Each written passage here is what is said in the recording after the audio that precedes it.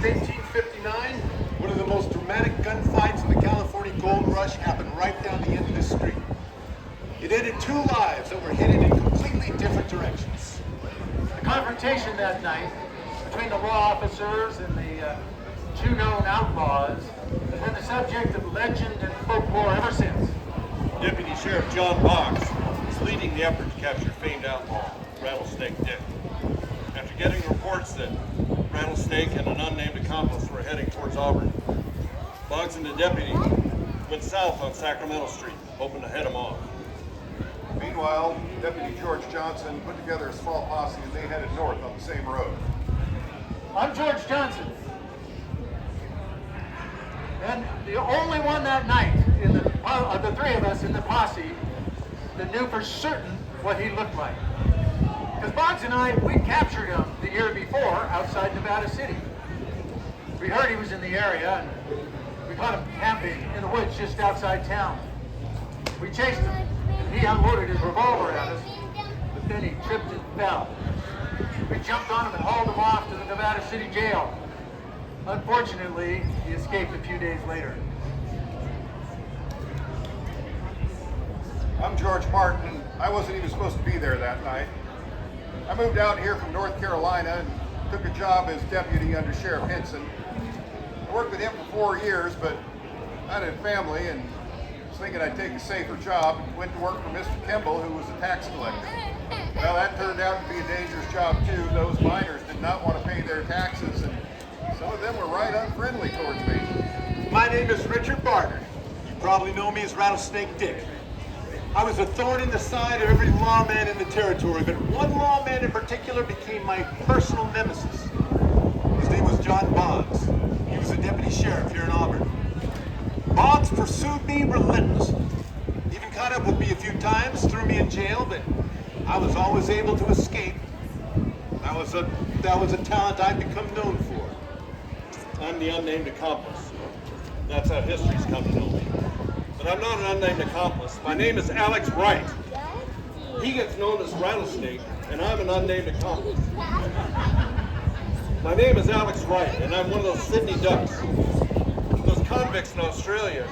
When Australian prisons got too full, they sent us to the wilderness, the farthest place they could find, to California. And when we got to San Francisco, well, they just set us free. That's where I met Rattlesnake Dick. In 1857, he had just gotten there. He was looking to form a gang, so I joined him. And I brought my friends, George Taylor and Jim Driscoll, along with me. We did pretty well there for a while.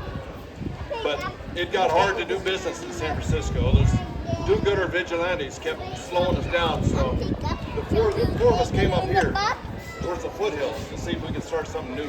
Yeah, now John Boggs was on duty that fateful night.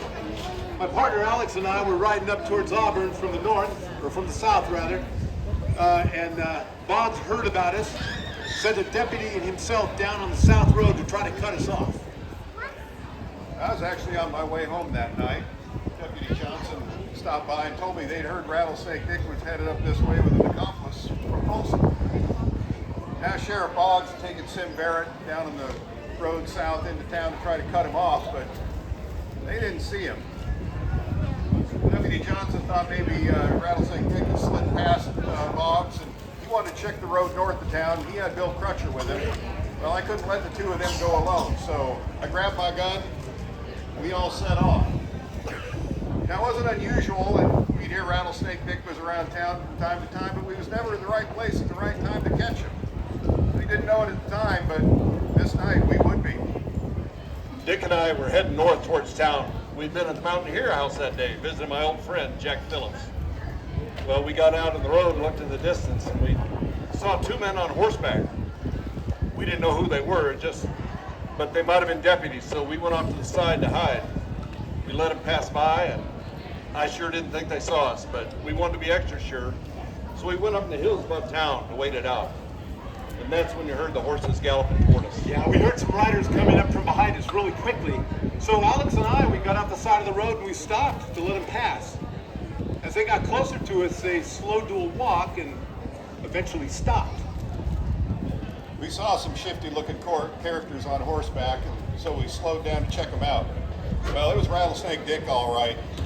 Deputy Johnson called out to him and ordered him to surrender. When I saw his face in the moonlight, I instantly recognized him. I ordered him to surrender. Yeah, I heard someone call my name, and when I turned around and saw who it was, well, I pulled out my revolver and I opened fire.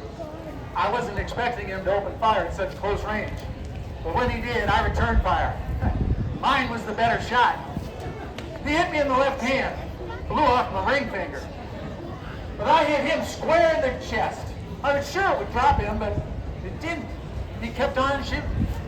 Then my horse got frightened. She was out of control. I couldn't rein her in to get another shot. The Crutcher was able to. His ball hit Dick in the shoulder. I took a second ball in the shoulder, but at the same time, Alex opened fire on those other two deputies, and I saw one of those fellas drop dead as a doornail. I was absolutely convinced it was Boggs. Turned out it was George Martin, who died instantly. Dick's partner also opened fire, and his first shot hit me square in the chest. The ball tore through my heart, and I dropped dead instantly. We kept firing, but Alex and I were able to escape. The other two deputies ran back into town to try to find some help. The outlaws galloped off to safety in the confusion, but we let them go. Our immediate concern was George Martin. He did not look good. I sat down beside him, and Crutcher, he rode into town for help. Sadly, I could tell he was dead. George was a good man, a young husband and father. Turns out I was the first Placer County Sheriff's deputy to be killed in the line of duty. We got as far as the junction house before we had to stop. Rattlesnake was in bad shape. He was bleeding really bad. I couldn't stop him. I tried to make him comfortable, but I started to worry he wasn't going to make it, and I asked him if he had any last words. And the only thing he told me was he was not going back to prison. The next morning, Boggs was still looking for me, and he got to a spot called the Junction House, which is where the Rayleigh Shopping Center sits today. There on the side of the road, covered in a blanket, he found my body. Well, there were 2 gunshot wounds in it from the fight the night before, but a third and fatal bullet shot right to the side of my head. In my right hand, they found my revolver, and in the left hand, they found a note which read, "Rattlesnake Dick dies but never surrenders, as all true Britons do, and if J. Boggs is dead, I'm satisfied." Again, thinking it was Boggs we killed in the gunfight the night before. Wonder what went through his head when he read that note. Everybody knows about that note. I'm the one that helped him write it. But did I pull the trigger that killed my friend Rattlesnake Dick Barter? I won't say. What I will say is I went to San Quentin for 10 years for a crime I did not commit. And the day I got out, they arrested me all over again for the murder of my friend, Rattlesnake Dick Barter, and that deputy, George Martin. I knew I was innocent, but they took me to trial, and they didn't have anything on me, so they set me free. Well, that's when I became the unnamed accomplice. Now that night, did I end the life of my friend Rattlesnake Dick? There's only 2 of us that'll ever know. And they had a funeral for me in town, and a lot of folks showed up. They say it was the most people that had attended a funeral in this town ever. Now there's a fire station up where the gunfight took place. It's called the Martin Park Fire Station in honor of me. Rattlesnake Dick, I was buried in the old East Street Cemetery in a $10 coffin that the county had to purchase. But you know, stories about my life continue to fascinate people to this very day. Many of the stories you hear about me aren't true. But one of them is definitely true. At the end of this street, on July 11th, 1859, 2 men met their fate in a cloud of gun smoke.